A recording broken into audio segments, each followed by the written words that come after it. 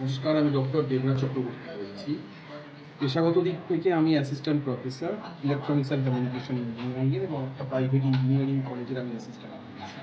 2016 সালে আমি লোন নিয়েছিলাম এবং সেই লোন এবং তার সাথে সাথে তার কিছু অফার মধ্যে আমার অ্যামাউন্টটা অনেক বেশি হয়েছে। তো প্রত্যেক মাসে অ্যাজ ইউজুয়াল হাই ইন্টারেস্ট রেটে আমি পে করছি। 2020 সালে করোনার টাইমে আমার চাকরি চলে যায় এবং তারপরের থেকে নানানভাবে আমি লোন রিপেমেন্ট করতে থাকি, নানান দিক থেকে লোনের বার্ডেন ক্রমশ বাড়তে থাকে। শুধু পার্সোনাল যে লোন তা নয়, তার সাথে আমার ক্রেডিট কার্ডেরও ঝামেলা ছিল।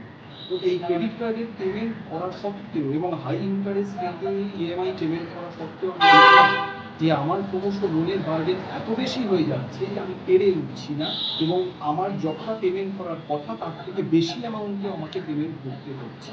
তো সেই জায়গায় দাঁড়িয়ে এই বার্ডেন থেকে কীভাবে মুক্তি পাওয়া, সেইটা জানতে গিয়ে আমি অনেক বন্ধু বান্ধবের সাথে, অনেক আত্মীয় পরিজনের সাথে কথা বলেছি, কিন্তু কোনো প্রকৃত উপায় পাইনি। তো একসময় আমার যোগাযোগ হয় সিং কনসালটেন্সির সাথে এবং এই সিং কনসালটেন্সিতে মিস্টার পাপ্পু সিং, তার সাথে আমার যোগাযোগ হয়।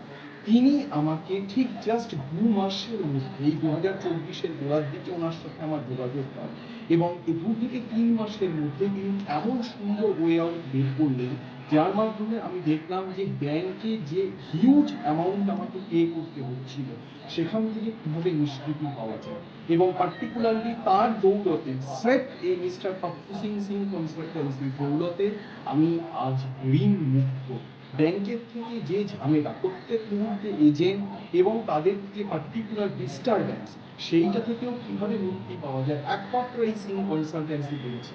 তো সেই জায়গায় আমি নিজে উপকৃত হয়েছি। I am just paying my heartiest gratitude two mister Pappu Singh and sing consultancy.